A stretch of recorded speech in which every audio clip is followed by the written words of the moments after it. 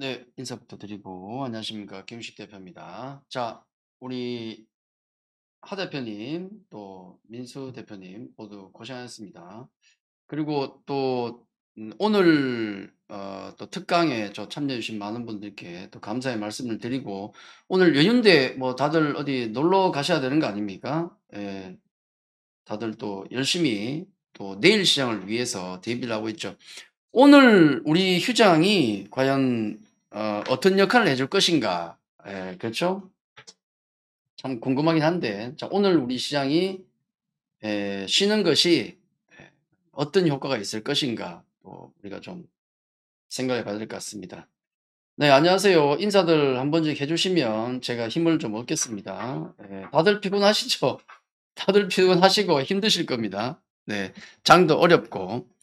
제가 지금 생방이잖아요. 아까 생방 들어오기 전에 뉴스를 또 이렇게 훑어보니까, 아, 피곤하죠. 우리 쉬는 동안에도 뭐 다리가 무너졌네, 또 핵이 어쩌고 저쩌고 얘기 나오고, 거기다 또 김정은, 아까 잠깐 방송 들어오기 전에 보니까, 또 김정은이도 또 나서서 한마디 하더라고요. 뭐가 뛰니까 모두 뛴다고. 동네방네 애들이 다 뛰고 있습니다. 네, 반갑습니다. 이성우님, 정님, 민들레님, 레드카페님, 안녕하세요. 네. 제 스타일은 알 겁니다. 그냥 제 생각 나는 대로 그냥 직설적으로 때리는 스타일이라서, 네. 그래서 혹시라도 제가 심한 말을 해서 상처를 받으시거나 그런 일은 없었으면 좋겠습니다. 근데, 그게 맞으니까요. 뭐, 우리가 계속 피해갈 수는 없는 거 아니겠습니까? 지금 주식시장이 몸을 담고 있다면 있는 그대로를 우리가 보고 가는 게 중요하다는 생각을 해요. 있는 그대로를 보고 그대로를 제가 다 말씀드리고 여러분도 그걸 인지하시고 그다음에 액션을 취하는 게 맞겠죠. 그래서 피한다고 될 일이 아니다. 여러분 계좌를 이렇게 덮어두고 난 몰라 그런다고 끝난 일이 아니란 얘기입니다. 그렇죠? 자꾸 열어봐야 돼요. 우리 와신 상담 알지 않습니까? 오늘 또 강의 타이틀이 옹고이 지신이네요. 그렇죠? 옹고이 지신. 와신 상담. 좋은 말들입니다. 여러분 계좌를 덮어두고 놔두면 안 돼요. 절대로. 자꾸 열어보시고, 이를 갈고, 어떻게 복수를 할 것인가 고민을 해봐야 됩니다. 오늘 아마 거기에 대한 말씀을 좀 드릴 건데, 옹고이 지신, 우리가 옛 것을 통해서 새 것을 익힌다지 않습니까? 새로운 걸 익히려면, 그러니까 미래를 전망까지는 아닙니다. 우리 전망하면 안 돼요, 절대로. 우리 추세해봐는 절대로 전망 안 합니다. 앞으로 일어날 일에 대한 대비를 하려고 그러면 옛 것을 좀 봐야 돼요. 예, 옛 것을 보고 우리가 고민을 해보고 그 다음에 그를 통해서 새로운 것을 익혀나가는 게 맞습니다. 그래서 오늘의 주제는 온고이지신입니다. 예전 걸 어떤 걸 보고 그 다음에 어떤 걸 새로운 걸 봐야 될지 그리고 한 주간 그리고 남은 하반기 심지어 내년까지도 한번 고민해 보는 시간이 됐으면 좋겠습니다. 그래서 오늘 네, 방송을 지금 하는 것도 제가 분기 베스트에 또 뽑혔다고 해달라 해서 하는 거라 보시면 됩니다. 네, 그렇게 보시면 되고 오늘 온고의 지신인데 부제는 이겁니다. 부제. 네. 카카오 네이버의 몰락, 성장이 죽은 시대 진짜 성장주는 요런 내용으로 갈 겁니다. 네. 그러니까 지금 시장이 어떤 시장이고 그리고 인제 앞으로 우리가 뭘 해야 될지 여러분 종목은 어떻게 해야 될지 거기에 대한 얘기입니다. 그냥 제 생각 나온 대로 다 그냥 읊어버릴 겁니다. 네. 그렇게 읊을 거니까 네 좀 각오를 하시고 보셔도 될 것 같습니다. 네. 자, 우리 현재 위치를 좀 보죠. 자꾸 그 과거를 조금 봐야 돼요. 차트를 인제 우리 초보분들은 흔히 제가 추세 매입만 이끌고 있습니다. 작년에 주식창에서 제가 수익률 1위 했고요. 아시는 분은 다 아시는데 어 추세를 굉장히 중요하게 저는 여깁니다. 차트를 보면서 흔히 그런 말씀을 많이 하시죠. 공부를 많이 하신 분, 초보분도 그런 말씀 많이 하시는데 "그 차트 지나간 거 봐서 뭐 하냐." 일견 맞는 말이고요. 또 일견 또 틀린 말일 수도 있습니다. 왜냐하면 우리가 차트를 보는 차트만으로 투자를 하면 아마 좀 힘들 수 있을 겁니다. 굉장히 힘들 수 있어요. 예, 근데 차트를 안 볼 수는 없다. 아예. 왜냐하면 우리 역사는 반복된다고 하지 않습니까? 매번 반복이 돼. 왜? 인간은 반성을 할 줄 모르거든. 그러니까 전쟁이 매번 일어나죠. 설마 러시아 우크라이나 전쟁이 일어날 줄 상상이나 했을까? 대부분 다 못했어요. 대부분 다 못했습니다. 그렇죠. 이 전쟁. 근데 매번 반복이 된다고. 2차 대전 일어난 게 언제입니까? 근데 벌써 일어났어, 또 전쟁이. 역사는 반복이 된다. 차트라는 것은 반복되는 역사를 가지고 거기서 유추해내는 겁니다. 그래서 과거의 차트를 보면 미래까지는 아니더라도 대충의 어떤 방향이 유추가 돼요. 요거 보시면 우리 코스피 차트입니다. 예, 코스피 차트가 되겠고 작년 6월에 피크를 쳤어요. 작년 6월에 우리 지수는 피크를 쳤습니다. 그때 얼마입니까? 3,300 무려. 이야, 3,300. 지금 얼마입니까? 2,230. 1,000포인트 이상, 1,100 이상 그냥 박살이 난 겁니다. 어마어마한 장인 거예요. 그리고 우리 추세매 많이 보는 그 추세 변곡은 언제였느냐? 작년 8월이었습니다. 작년 8월, 여기 녹색 선 보이시죠? 이렇게 올라가는 거. 그리고 아래쪽으로 내려가죠? 쭉. 작년 8월 이후로 추세 변곡이 나온 이후로 계속 시장의 추세는 하락 중입니다. 하락 추세대에 있어요. 네. 숨도 못 쉬고 있죠. 반등 나오면 죽어버리고 반등 나오면 죽어버립니다. 1월 달에 대폭락, 그 다음에 6월 달에 대폭락, 지금 대폭락. 12에서 거의 한 16% 가까이 저점을 이으면 대폭락이 나왔죠. 작년에 그런 말씀 드렸어요. 지금은 하락 추세입니다. 해서 제가 초보분들은 투자 안 하셔도 된다고 말씀드려요. 계속. 초보분들은 하지 마십시오. 하기 싫은 분들은 하지 마십시오. 어려운 장입니다. 보통 그러면 이제 그걸 왜 임제 얘기하냐라고 하시는 분이 계신데 저는 작년부터 얘기했어요. 작년 8월에 추세 꺾인 거 보여드리면서 제가 진짜 전략을 통해서 6월부터 제가 포트폴리오에다가 현금 비중을 박아 넣었을 겁니다. 방송에서 대놓고 추세가 꺾였기 때문에 초보분들은 안 하셔도 됩니다라고 했던 게 작년부터 얘기했던 얘기예요. 근데 지금도 그 추세가 계속 이어지고 있습니다. 계속. 지금 똑같습니다. 안 하셔도 돼요. 네, 자신 없으신 분들은 안 하셔도 됩니다. 결혼 투자를 왜 하십니까? 네. 지금은 정말 선수들이나 자신 있는 사람만 하는 거예요. 그리고 나름 자기가 어떤 병고까지는 아니더라도 시장에 아주 중요한 자리를 잡아낼 수 있는 사람들은 계속 붙어 있습니다. 계속장이 붙어 있어요. 그게 아니면 하실 필요 없어요. 언제까지? 이겁니다. 언제까지 주식을 할 필요가 없느냐? 우리 초보분들 입장에서 선수들은 알아서 하십시오. 터지든 말든 자기 능력껏 하는 것이 뭐 그렇죠? 선수들은 알아서 하세요. 초보분들 제가 중심으로 시장을 말씀드리는 겁니다. 언제 그러면은 시작을 해야 되느냐? 이겁니다. 이 꺾인 추세선이 턴할 때. 언제 턴할까요? 몰라요, 그거.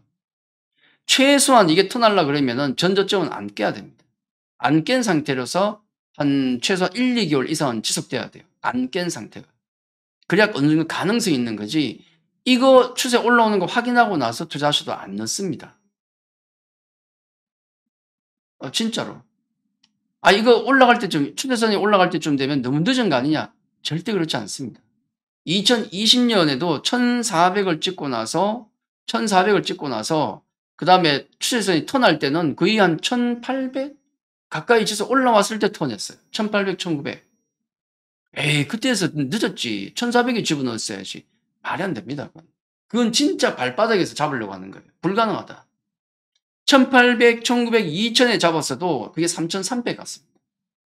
그렇죠. 얼마든지 먹을 자리가 있다. 그러니까 절대로 바닥 잡을 생각하지 마시고 이게 턴할 때 하셔도 된다는 얘기입니다. 근데 문제는 뭐죠? 그때까지 기다리는 게 문제가 아니고 다 주식을 들고 있다는 게 문제예요. 그렇지 않습니까? 지금 우리 그 방송을 보고 계신 채팅방에 계신 분들 현금 많이 가지고 가신 분들 계시겠지. 대부분은 주식이 많으실 겁니다. 원래 그래요. 잘못됐다는 게 아니고 원래 그렇습니다. 그러면 지금 이렇게 엄청난 여기 그거 말씀드릴게요. 1월 달하고 6월 달하고 요번 8, 9월 달에 주식 폭락이 나올 때 신용 물량이 얼마 틀린지 아십니까? 아, 올해 초에 1월 달에 2조가 틀렸고요. 2조 원 개인 투자자의 돈입니다. 생돈. 6월 달에 3조가 틀 3조. 이번 하락기에 또 딱 3조 틀렸어요. 개인들 생돈이 틀린 겁니다. 이거 뭐 먹고 틀었습니까? 왕창 깨지고 다 틀어낸 거예요, 지금. 그러니까 지금 자리에서는 신용이나 대출은 안 하시는 게 좋습니다. 네, 이거는 그냥 뭐 공자할 맹자할 아니고 진짜 생존을 위해서 나중에 장이 빠지면 빠질수록 기회는 점점 높아질 수밖에 없거든요. 터날 가능성이 높아지죠.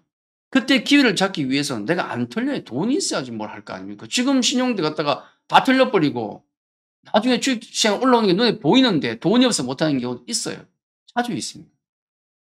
그러지는 말자. 그렇죠? 자, 과거를 잠깐 우리 돌아봤고 여기 이거 치워야 되는구나 이거.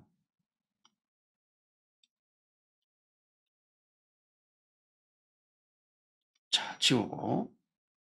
자, 여기 보시면 지금 나와 있는 악재들을 제가 정리를 좀 해놨습니다. 지금 나와 있는 거. 이제 과거일 수도 있죠. 어떻게 보면. 오늘 거의 아침까지라 보시면 되겠는데, 요거는 뭐 메모를 해 두셔도 됩니다. 요런 건 좀 뭐 착각 찍어 놓으셔도 되고 메모해 두셔도 되고, 워낙 중요하니까. 글로벌 악재가 이렇게 나와 있는데, 많은 악재들이 있습니다만은, 이보다 더 많아요. 사실 이보다 훨씬 많습니다. 제일 중요한 게 하나 빠졌죠. 경기 침체가 여기 없어요. 왜냐하면 경기 침체를 얘기할 필요가 없어. 왜냐하면 얘들 때문에 경기 침체가 나오는 거기 때문에 얘만 없어지면 경기 침체는 없어진다고 보시면 돼요. 얘들 때문에 경기 침체가 이어지고 있는 겁니다. 코로나는 지금 봉쇄 정책이 완화되는 게 맞습니다. 좀 말은 좀 있지만 완화되는 게 맞고, 러시아 침공 전쟁은 어디까지 갔습니까 지금? 어디까지 갔습니까? 크림 대교 붕괴까지 갔습니다. 지금도 전쟁이 진행 중이라는 얘기가 되겠고, 인플레이션은 피크 가능성 얘기는 계속 나옵니다. 이번 주에 CPI 발표가 되죠. 중요합니다. 그다음에 연준 긴축 정책은 지금도 지속되고 있습니다. 사실 지난주에 우리가 기대했던 게 뭐냐면 피봇을 기대했잖아요. 어림도 없습니다, 지금. 그렇죠? 기대를 하지 마라. 저는 기대를 안 하는데 왜 자꾸 기대를 하는지. 신냉전 계속되고 있습니다.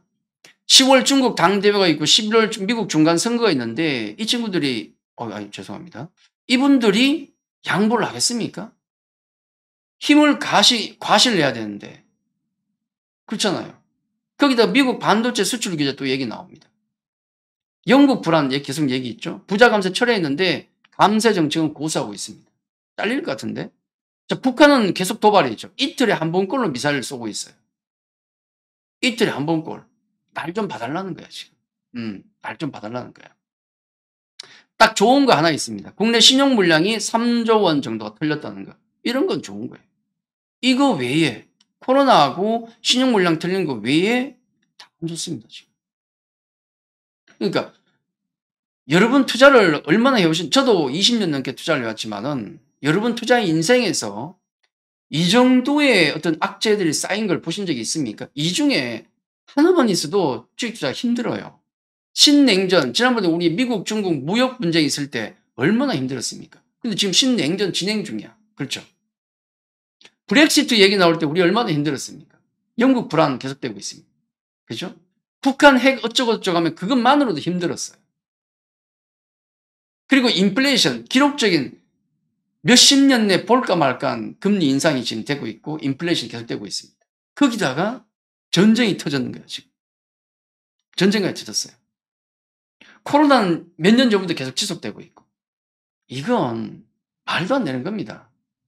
이 중에 한 개만 있어도 주식투자를 할까 말까 고민해야 되는데 엄청나게 터졌는데도 주식투자를 하고 있는 진짜 여러분이 대단하신 거예요. 저도 대단한 거고. 이 와중에 방송을 하고 있는 거야, 제가. 여러분은 보고 있고. 어떻게든 살아남겠다. 그렇죠. 어느 정도 급인가를 이제 느끼셔야 돼요. 이게 지금 우리가 겪고 있는 게. 제일 큰 게 뭡니까, 지금? 연준 긴축 정책이 가장 커요. 이게 메인입니다. 메인 악재. 이건 이미 잭슨 홀 미팅에서 우리 바이든이 바이든이 치매에 걸리니까 치매가 좀 있죠. 합니다. 저까지 왔다 갔다. 파월이 잭슨 홀 미팅 8월 26일이죠. 그때 이미 딱 찍었어요. 얘기를 했어. 강경하고 직설적이고 매파진 얘기를 딱 찍었다. 그다음부터는 태도가 변화가 없어요. 근데 우리는 계속 좀 살려주세요. 계속 질척대는 거지. 근데 싹둑싹둑 끊었습니다. 고용지표, 8월 CPI, 9월 FOMC 회의에서도 어림도 없었어요. 스탠스가 바뀐 적이 없어. 그리고 여기 우리 연준 위원들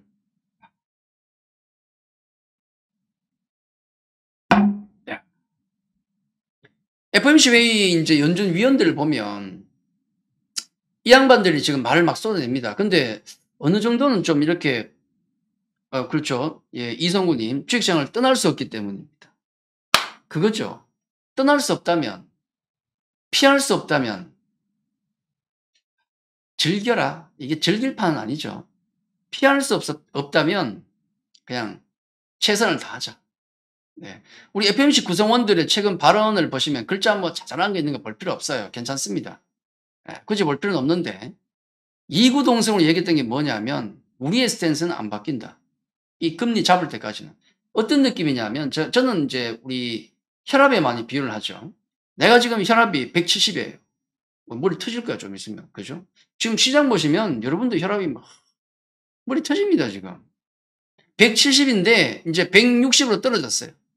자, 그런다고 약을 안 먹을 수 있습니까? 그게 연준의 스탠스예요. 야, 혈압이 170인데 이제 겨우 160으로 떨어졌어. 피크가 나올까 말까. 멈춰야 돼요? 아니라는 거예요. 어디까지 떨어뜨리겠다. 120까지 쫙 떨어뜨리겠다는 거예요. 그때까지는 나한테 아무 소리 하지 마라. 무조건 약 먹어. 딱 그 얘기입니다. 지금이 170에서 한 160까지 떨어진 거예요. 어림도 없구나. 한 130까지만 떨어져도 뭐 비빌 게 좀 있죠. 어떻게 좀 안 되겠습니까? 근데 지금 160이에요. 어림도 없다고. 그러니까 연준 위원들도 이구동성으로 싹둑 잘라버렸습니다. 기대하지 마라. 질척대지 마라. 나한테 기대지 마라. 연준 위원들 다 그렇게 얘기하고 있습니다. 그걸 인지하셔야 돼요. 그러면 하반기까지는 쉽지 않겠구나. 연준의 스탠스는 안 바뀐다는 얘기입니다. 당분간. 요게 우리 패드와치에 잘 나와 있잖아요. 패드와치. 75bp 금리 인상. 지금 11월과 12월 2번 남았습니다. 금리 인상 2번 남았죠. 11월에 75bp가 지금 예정되어 있습니다.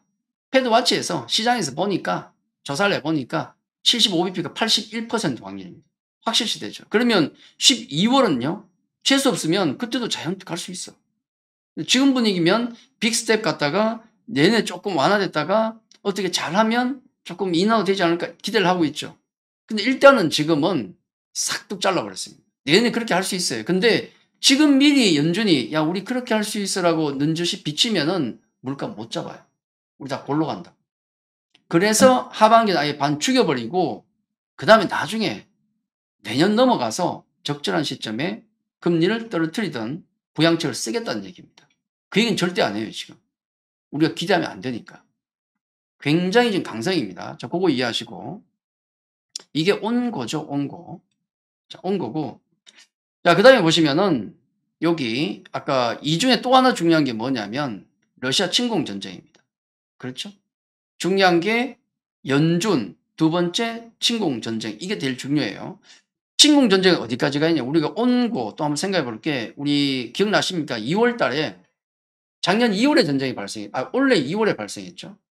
기사 중에 하나가 움직이는 러시아 침공 준비인가 서방 협박인가. 그때도 얘기가 많았어요. 최소한 우리가 생각할 때 상식적으로 야 말도 안 돼. 지금이 뭐 시절이 어느 시절인데 전쟁이 일어나. 국지전은 일어날 수 있어. 그냥 뭐 옆에서 국경에서 뭐 치고받고 이런 건 뭐 자주 있잖아요. 뭐 중동에도 있고 막 그러기도 괜찮은데 에이 전면전이 말이 돼? 말이 됐네. 결국은 전쟁이 벌어진 거예요. 이 얘기 나오고 나서 얼마 후에 전쟁이 벌어진 겁니다. 러시아 전쟁은 우리가 예상을 하면 안 돼요. 지금 어디까지 가 있습니까? 네. 크림대교 붕괴, 푸틴의 실질적 상징적 큰 타격. 그냥 바이든 대통령 이 양반이 더 문제야. 핵 아마겟돈. 야, 뭐 다 죽였다는 겁니까? 인류 최후 전쟁 얘기를 막 하고 있어.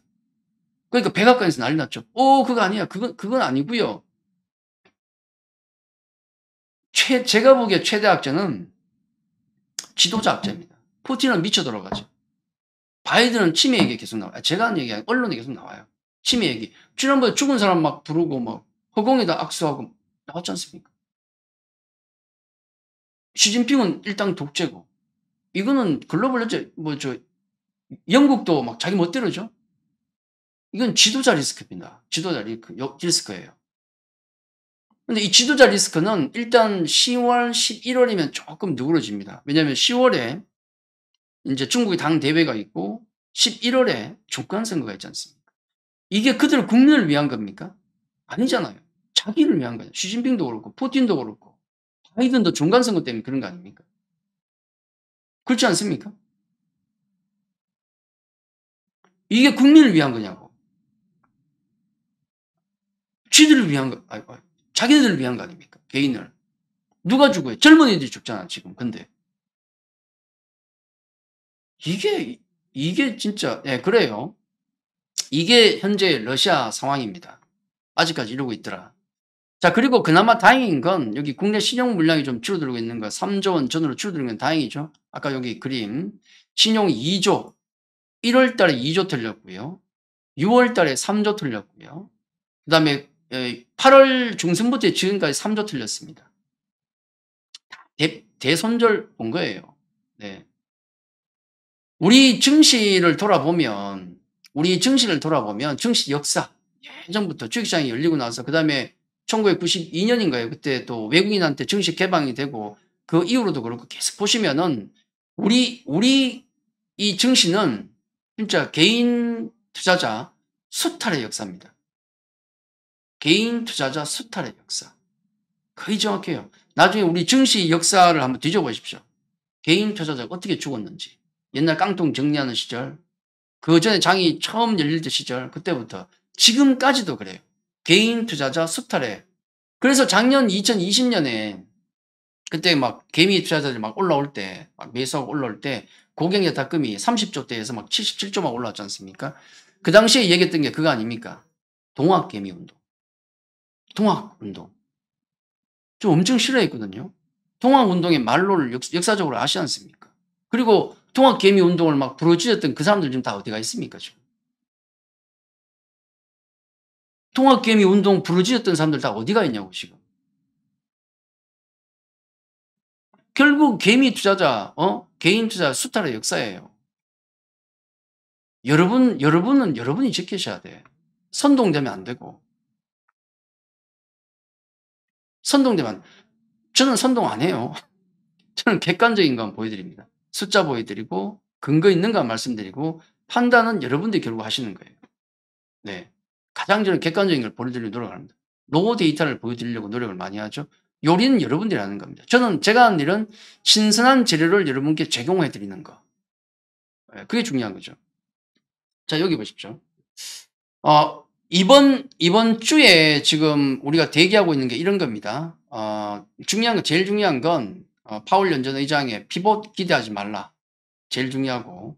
그 다음에 이번 주 목요일 보시면은 미국의 CPI가 대기하고 있습니다. 여기 제일 중요하죠. 이번 주 수요일 날 한국의 금통위 금리 결정이 있는데, 좀 굉장히 피곤하네요. 50bp가 유력합니다, 지금. 네, 우리 대출 쓰신 분도 많고 한데, 굉장히 피곤합니다. 그죠?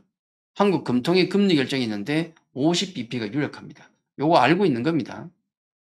그러면 이제 여기 목요일 보시면은 미국 9월 CPI가 발표됩니다.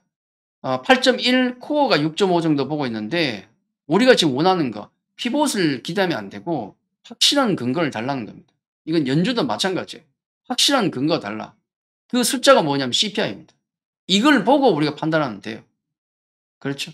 그리고 중요한 것 또 하나, 금요일 14일부터 JP 모건 스탠리 실적 발표가 있습니다. 실적 발표. 본격적으로 실적 발표가 시작되는구나. 삼성전자 잠정 실적 발표 지난주에 했습니다. 잘 나왔습니까? 잘 나오진 않았죠.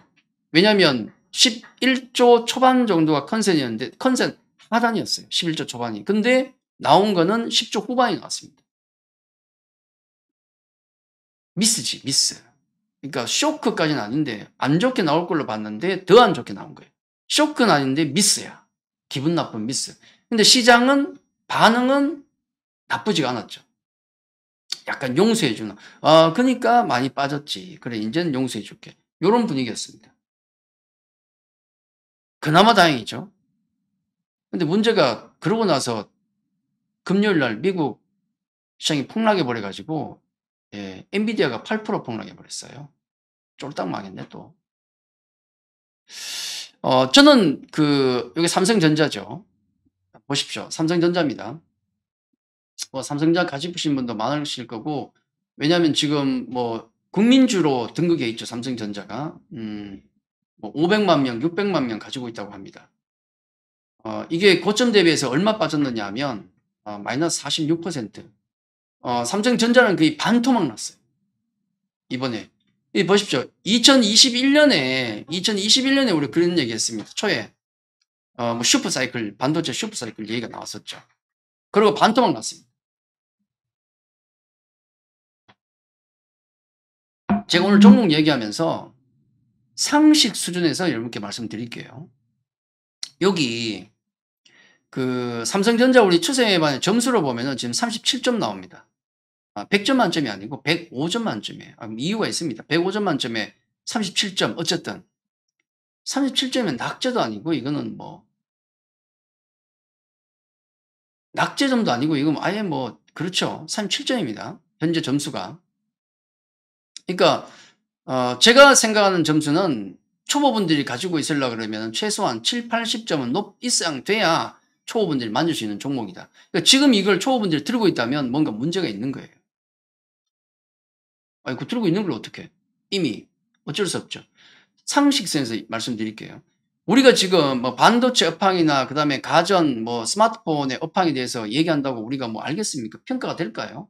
제가 섹터 애널리스트도 아니고 정확한 평가를 할 수 있겠습니까? 누구도 못해요 지금. 그렇죠. 특히 반도체. 여러분 삼성전자 시총이 얼마짜리입니까? 이걸 한 명이 분석을 한다? 안 돼요. 섹터 애널리스트들도 2021년 초에 슈퍼사이클 얘기하고 다 골로 갔습니다. 그 양반들이 잘못했다는 얘기가 아니고 그만큼 이건 분석하기가 어렵다는 얘기입니다. 그만큼 어려운 거예요. 상식선에서 접근해 볼게요. 삼성전자가 사업부가 뭘로 되어 있습니까? 반도체, 스마트폰, 가전입니다. 셋 다 뭡니까? 경기 민감 섹터예요. 맞습니까? 가전하고 스마트폰, 경기가 좋아야 전자제품이 잘 팔리죠. 특히 가전 같은 경우는 우리가 예상도 못한 건데 코로나 시대 때 우리 망할 줄 알았는데 오히려 코로나 때 더 돼버렸죠. 왜? 돈은 있는데 여행도 못 가고 돈 쓸 데가 없어요. 그러니까 내구재 쪽에 다 써버리고 자동차, TV, 냉장고 다 바꿔버리고 집 인테리어 싹 바꾸고 그랬지 않습니까? 가전제품이 엄청 많이 팔렸어요. 근데 가전제품 요즘 잘 만들죠. LG, 삼성 얼마나 잘 만듭니까? 하나 사면 10년을 간다고. 어쩌지? 다 사버렸는데 벌써? 팔리겠어요? 거기다 경기가 지금 경기 침체로 가고 있어. 삼성전자가 못 가는 이유는 그냥 심플해요. 경기 민감 섹터이기 때문에. 뭘 분석도 안 되는 반도체를 분석하고 안 된다니까 분석. 디램 가격이 언제 턴하고 분석 안 된다니까요. 섹터 애널리스트도 다 틀렸지 않습니까? 지난번에 왕창 틀린 그 양반들을 어떻게 또 지금 믿느냐. 그 양반은 욕하는 게 아니에요. 원래 분석이 어렵다는 겁니다. 그리고 지금은 특수한 상황에 놓여 있고 반토막 나 있어요. 뭐냐면 지금 피해야 할 섹터는 아직은 경기 민감 섹터는 피해야 된다는 걸 말씀드리는 거예요. 이제 와서? 저는 그전부터 말씀드렸습니다. 예. 삼성전자를 왜 들고 계시냐고 계속 말씀드렸어요. 37점입니다. 또 우리가 피해야 될 섹터 종목이 뭐가 있느냐? 아프지만 전 막 찌르지 않습니까? 왜냐하면 와신 상담 이걸 우리가 느끼고 이걸 넘겨야 돼요. 이 구간을. 난 몰라 내 거 난 몰라 나 지금 80% 70% 폭락했는데 난 몰라 덮어놓고 그냥 넘어갈 거야. 안 된다는 거예요. 그러면 쓸개즙을 먹으면서 가시밭에 누워서 똑바로 봐야 돼요. 카카오 들고 계신 분들은 지금 이 차트를 똑바로 보고 있어야 됩니다. 짜증나지 또. 스팀 막 올라오고 봐야 돼요. 카카오가 작년 고점에서 71% 폭락했습니다. 대폭락을 하고 있어요. 지금도. 지난주에 대폭락을 하고 있고. 점수 보십시오. 31점 나옵니다. 31점. 엉망이란 얘기예요. 대폭락입니다. 제가 올해 들어서 피해야 될 종목을 말씀드린 게 삼성전자나 카카오 같은 건 무조건 피하자고 말씀드렸지 않습니까? 왜 들고 계시냐고. 올해 여름에도 제가 특강을 하면서 반등 나오면 줄이는 게 맞다. 그때도 막 난리지. 야, 미친놈도 아니고, 17만원 하는 게 뭐, 10만원도 더 떨어졌는데 이걸 팔라는 게 말이 되냐. 근데 지금 그때 못 파신 분들은 지금 5만원을 보고 계십니다. 5만원을. 카카오도 제가 펀더멘탈 쪽으로 설명을 드리면 제가 전 인터넷 쪽에 강해요. 인터넷 게임 엔터 쪽에 굉장히 강합니다. 제 주 특기 중에 하나예요. 웬만한 애널보다도 저는 강합니다. 그건 뭐 아실 분 아시고. 근데 제가 뭐 섹터 애널리스트는 아니니까 감히 겸손하게 제가 분석을 못해요. 카카오는. 근데 다 아시지 않습니까? 자회사 다 새끼들 빠져나가고 헛짓거리하고 그런 많은 걸 제가 말씀 안 드려도 간단하게 카카오는 제가 그렇게 분석을 해드렸어요. 뭐냐면 왜 카카오를 제가 팔라고 했냐면 온고입니다. 이거. 지난 걸 기억해 알아야 새로운 걸 열 수가 있습니다. 저는 이렇게 말씀을 드렸어요. 카카오를 왜 들고 가면 안 되느냐. 우리 주식 평가하는 방법 여러 가지가 있어요. 주식을 평가하는 방법이 여러 가지가 있는데 부동산하고 똑같아요. 부동산 감정평가서 공부해 보신 분들은 아시겠지만은 부동산을 평가하는 방법은 세 가지가 있습니다. 원가법, 비교법, 수익법이라는 게 있어요. 원가법은 이 부동산 땅 위에 건물을 짓는데 원가가 얼마 들어갔냐로 평가하는 방법이고, 비교법은 옆에 아파트가 얼마니까 우리 집 아파트는 얼마겠지 비교하는 거고요. 세 번째 수익법은 이 부동산이 향후에 벌어들이는 돈이 얼마쯤 될 것인가, 미래에 이걸 현가로 땡겨서 지금 주가로 나타내는 겁니다. 근데 지금 문제가 뭡니까? 현가로 땡기는 이자율이 지금 높아지고 있죠. 그러니까 성장주가 맛이 가는 거예요. 지금. 세 가지 방법을 하는데 주식도 똑같아요. 원가법으로 할 수 있고 비교법, 수익법이 있는데 보통 수익법, 애널리스트들은 수익법으로 합니다. 리포트를 보면 수익법으로 EV, EBITDA나 PBR, PER로 하죠. PBR이 이제 원가법이 하는 되고, 제가 보여드리는 게 제일 쉬운, 부동산에서 제일 쉬운 게 비교법. 카카오하고 제일 유사한 회사가 미국에 어디 있습니까? 어느 회사예요? 구글이 제일 유사하지 않습니까? 카카오, 네이버. 구글 퍼밸류 보십시오. 포워드 퍼밸류. 원래 17배인데 지난주 금요일날 폭락이 나오면서 16배로 내려갔습니다. 16.85야. PER. PER은 간단합니다. 주식 초보분들 또 헷갈리실 건데, 내가 버는 돈보다도 얼마나 비싸게 거래되느냐, 몇 배로 거래되느냐가 PER입니다. 그럼 구글이 버는 돈보다도 16배로 시장에서 거래되는 거예요. 카카오는 몇 배로 거래됩니까, 지금? 카카오 포워드 PER 얼마입니까? 26배. 26배. 카카오 주가가 폭락했는데도 아직도 26배야. 여러분이 글로벌 포트폴리오 매니저라면은 구글을 사시겠습니까? 카카오를 사시겠습니까? 경쟁력과 퍼밸류를 비교해 보십시오. 뭘 사시겠어요? 폭락한 카카오? 급락한 구글? 뭘 사시겠습니까? 답은 거기에 있다는 거예요. 간단하잖아요. 이걸 말씀드리면서 계속 카카오는 커트 말씀드렸는데 지금도 들고 계시면 안 된다는 거예요. 이거 보십시오. 네이버입니다. 네이버 고점 대비해서 66% 폭락했어요. 똑같은 거죠. 플랫폼 기업. 네이버 총점이 얼마입니까? 33점. 이거 온고입니다. 옛 것을 봐야 이런 걸 다시 우리가 나중에 피하죠. 주식은 돌고 돌아요. 다시 옵니다, 이거. 제가 빠지는 걸 피해야 되는 종목 말씀드리면서도 이 종목들이 언제쯤 탈출할 것인가를 여러분께 지금 간접적으로 보여드리고 있는 거예요. 들어오고 계신 분들이 언제쯤 네이버 카카오를 탈출하실 것인가를 제가 보여드리고 있는 겁니다. 뒤집으면. 그 이후에 나옵니다. 네이버가 33점입니다. 그나마 다행인 건 네이버 퍼밸류는 조금 낫네요. 18배입니다. 예, 카카오보다 낫네요. 근데 문제가 뭐냐면 얘는 또 하필이면 이 와중에 인수를 한대. 이 와중에 또 뭘 인수를 한대. 2조 넘게. 그래서 적자나는 회사입니다, 지금. 타이밍이 중요한데, 물론 이제 주가 폭락할 때 싸게 잡는 건 좋은데 분위기가 있지 않습니까? 지금은 현금이 중요한데. 18배, 18배. 그나마. 그리고 또 하나 피해야 될 종목. 예를 들면 하이브. 고점 대비 마이너스 71%입니다. 점점 심각해지죠. 71%. 이것도 올해 내내 제가 접근하지 말자고 말씀드렸던 겁니다. 피해야 된다. 요 종목들의 공통점이 뭐냐면 다 점수가 30점대예요. 그리고 이렇게 정리가 됩니다. 피해야 할 섹터. 지금도 피해야 됩니다. 경기 민감 섹터, 성장이 없는 성장주, 실적 안 되는 종목. 삼성전자가 거기에 들어가는 거고요. 그리고 성장이 없는 성장주는 네이버, 카카오 거기에 들어갑니다. 대표적인 종목이라는 거지 더 많습니다. 그리고 실적 안 되는 종목. 엔터 섹터는 지금 화랑입니다, 여러분. 엔터는 화랑이에요. 근데 하이브만 골로 가고 있어. 왜? BTS가 쉬고 있지 않습니까? 엔터가 하랩이고 소용없어요. 실적 안 되면 무조건 빼야 돼요. 지금 와서 요거 보십시오. 이제 카카오를 좀 말씀드릴게요.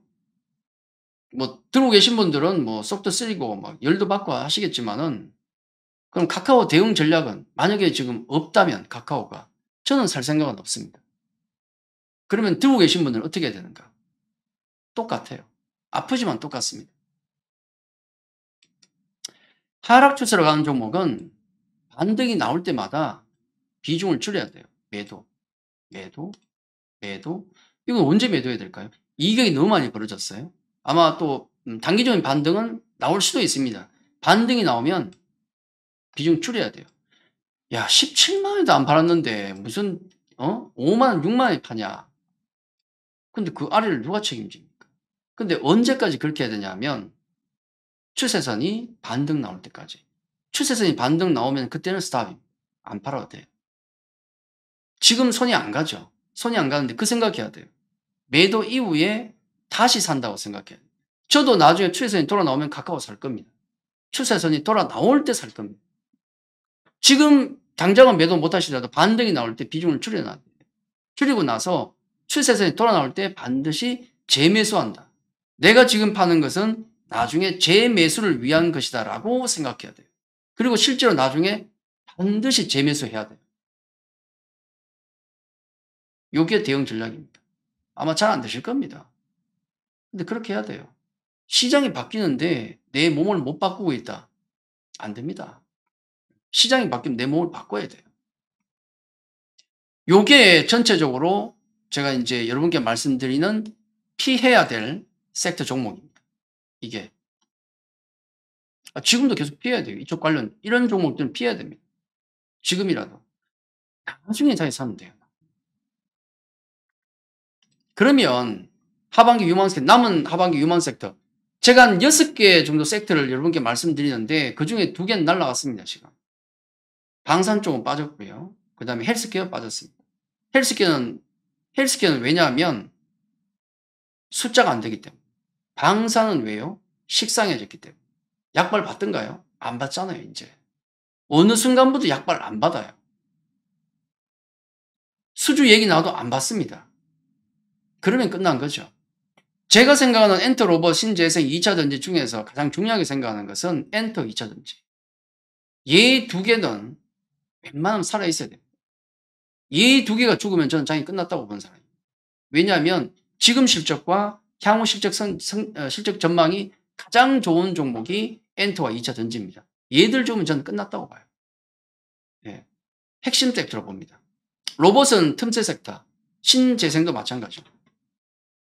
이 섹터 공략이 맞는데, 제가 한 일주일 전에, 한 일주일 조금 더 전에, 테슬라 AI에 대해서 한번 분석을 좀 해드렸습니다.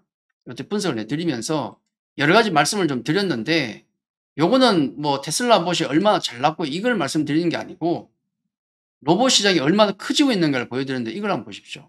아까 우리 여기 삼성전자, 카카오, 네이버, 하이브, 카카오 쭉 보시다시피 이 차트 흐름하고 얘를 한번 비교해 보십시오. 이걸 사라는 건 아닙니다. 꼭 사라는 건 아니에요. 레인보우 로보틱스인데 차트 추세를 보십시오. 위쪽으로 올라가고 있죠. 이 장에도 이렇게 올라가는 섹터가 있다는 거예요. 이게 중요한 거예요.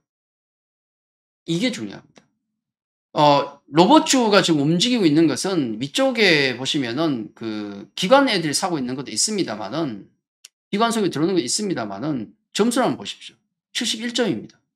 레인보우 로보틱스는 이거 실적이 많이 나오는 기업도 아니고 흑자 기업, 겨우 흑자 나는 기업입니다. 그럼에도 불구하고 71점이 나와요. 아까 저 위에는 종목도 30점 되죠. 71점이 나옵니다. 이유가 있지 않겠습니까? 수급이 붙어 있고 특히나 중요한 거는 실적 전망을 세게 보고 있어요. 지금은 아닐지라도 테슬라 봇이 뭐 한 3년에서 한 5년 정도 사이에 이제 여러분 손에 갈 것이다라고 했는데 모릅니다, 그건. 근데 속도는 모르겠는데 방향성은 맞거든. 향후 점점 클 수밖에 없거든요. 그분은 분명히 인지를 하고 있는 겁니다, 우리가. 그래서 수급이 좋은 거고. 그리고 특히나 하나 더 중요한 건 예전에 여러분 남북 경협주 기억하시죠? 남북 경협주가 엄청나게 날아갔습니다. 근데 그게 왜 날아갔느냐 하면 기대감도 있죠. 남북 경협주가 날아간 게 뭔가 기대감도 있어. 아, 나중에 남북 뭐 통일이 되면 뭐 건설이고 여러 가지 어떤 쪽이 뭐 수익이 어떻게 되나 이 생각이 있는데 그게 얼마나 먼 거리입니까? 그럼에도 불구하고 기대감 때문에 올라갔는데 사실 그것보다는 그 당시에 경협주 외에는 살 게 없었어요. 살 게 없었어. 경협주 외에는 살 게 없어. 그러니까 온 동네방네 사람들 다 그것만 달려들었던 겁니다. 심지어는 뭐 우리 기관들도 할 게 없으니까. 사모펀드 애들이 다 달려들었잖아요, 그때. 할 게 없으니까. 아니, 수익은 내야지. 고객 돈을 받았으면 수익은 내야죠. 그러니까 할 건 없지.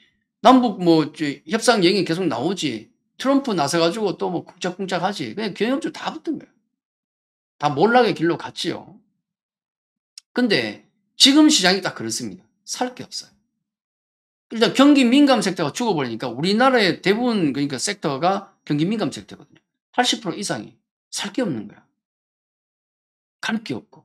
그러다 보니까 로봇주로 많이 몰리는 경향이 있습니다. 원래 이런 놈이 간다고요. 이런 분위기를 말씀드리는 겁니다. 산업 섹터도 커지고 있지만은 수급도 몰릴 수밖에 없다. 살 게 없으니까. 놓을 수는 없잖아요. 선수들이나 뭐 그다음에 펀드 매니저 선수들 뭐 계속 놀고 있습니까? 고객 돈을 받아놓고 그럴 수는 없는 거 아닙니까? 요런 거고요. 레인보우. 그다음에 LG 엔솔인데 이게 사라는 얘기 아니에요. 근데 느낌만 말씀드리는 겁니다. 레인보우 LG 엔솔. LG 에너지 솔루션 보면 리포트가 나와 있는데 요건 11일자 리포트일 겁니다. 아마 내일 아침에 지금 이미 볼 수 있고 목표가 상향 리포트예요. 2차 전지. 목표가 상향 리포트입니다. 여러분 요즘 그 하루에 나오는 리포트 보시면은 뭐 아침에 기업 리포트가 수십 개 나오죠. 거의 80% 90%가 목표가 하향입니다. 목표가 하향이 한참 나오다 뜸했는데 또 왕창 나오고 있어요.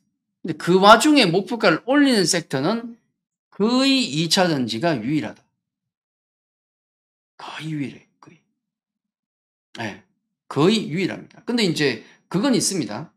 여러분 또 선택해야 되겠는데 2차 전지주를 보면 퍼밸류가 한 20배 전후에 좀 낮은 게 있고 다른 섹터에 비하면 높죠. 근데 20배면 비교적 2차 전지는 낮은 겁니다. 그리고 한 4, 50배 LG 에너지 솔루션은 퍼밸류가 거의 포워드 퍼밸류가 이게 거의 한 70배가 넘어요. 비싼 회사입니다. 저도 손이 잘 안 가는 회사예요. 그냥 이제 이거는 관상용, 저는 개인적으로 관상용. 2차 전지를 하면서도 요거는 관상용으로 보고 있습니다. 기준점을 잡고 있는데 70배니까 손이 잘 안 가요, 솔직히. 근데 2차 전지주 보면 20배에서 한 4, 50배가 늘렸습니다. 20배들은 뭐냐면 지금 돈을 잘 벌고 있는 애들. 주로 양극재가 많죠. 4, 50배 넘어가면 지금 돈을 못 벌지만은 내년과 내후년에 많이 벌 종목들 구분이 되어 있어요. 이건 여러분 선택의 몫입니다.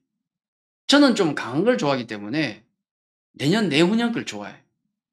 여러분 선택을 하십시오. 저는 이제 약간 미래지향적이기 때문에 그쪽을 좋아합니다만은 20배로 돈 잘 버는 놈, 40배로 나중에 돈 잘 벌 놈. 이건 여러분이 좀 구분하셔서 투자하시면 됩니다. 어쨌든 목표가 상향이 나오는 것은 2차 전지가 거의 유일하다. 이유가 있겠죠. 자, 그리고 이쪽 여기 보십시오. 엔터 섹터 마찬가지입니다. 미디어 엔터 쪽 같은 경우도 애널들이 유일하게 지금 매수를 유지하고 있는, 목표가 상향도 가끔 나옵니다. 유일하게 유지하는 쪽입니다. 하이브는 빼고요. 제가 올해 초부터 하이브는 빼자고 말씀드렸죠. 그럼 BTS가 망인데 어떡하겠습니까? 네. 앨범은 지금도 잘 팔리고 공연은 지금도 폭발적으로 늘어나고 있습니다. 실제로 쌓이고 있고. 근데 엔터들이 안 가죠. 왜 못 가고 있습니까 지금? 왜냐하면 위에 있으니까. 지금 장이 이렇게 밑에서 낙폭 과대질이 올라올 때는 위에 이렇게 못 가요. 조정받습니다. 이게 반대로 돌거든요. 근데 지금 낙폭 과대질 반등이 나왔는데 계속 나올 것 같습니까? 쉽지 않거든요. 결국은 어디 가겠습니까? 돈이 다 똑같아요 지금.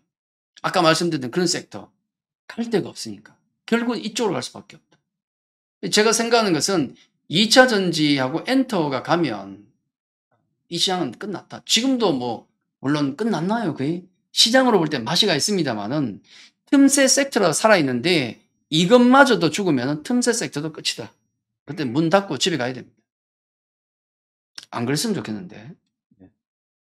자, 하반기 투자 전략을 좀 말씀드릴게요. 아까 섹터, PER 섹터와 가져가야 할 섹터, 또 빠지면 우리가 관심을 가져야 될 섹터를 좀 봤는데 하반기 투자는 이겁니다. 하반기 투자 전략. 너무 쉬운 전략이네요. 좋은 종목을 가지고 강한 멘탈로 가져간다. 저는 뭐 그 말씀 많이 드리잖아요. 장이 안 좋을 때 우리 초보분들이 많이 또 오해하시는 게 장이 안 좋을 때는 단기 매매를 해야 되고 장이 좋을 때는 중장기로 투자를 가져가야 된다. 길게 가져가야 된다. 맞는 말 같은데 그 틀린 말입니다. 예. 야, 장이 이렇게 안 좋을 때 단기 매매로 가야지. 그러면 단기 매매 열심히 하고 있는 분들, 여러분도 열심히 하시는 분들 계실 거고 얼마나 수익이 났습니까? 그러면 단기 매매 열심히 하시는 분들 아마 가만히 있는 분보다 더 많이 터졌을걸요. 정답은 이거예요. 장이 좋을 때는 단기 매매든 중장기 투자든 다 먹습니다. 다 먹어요.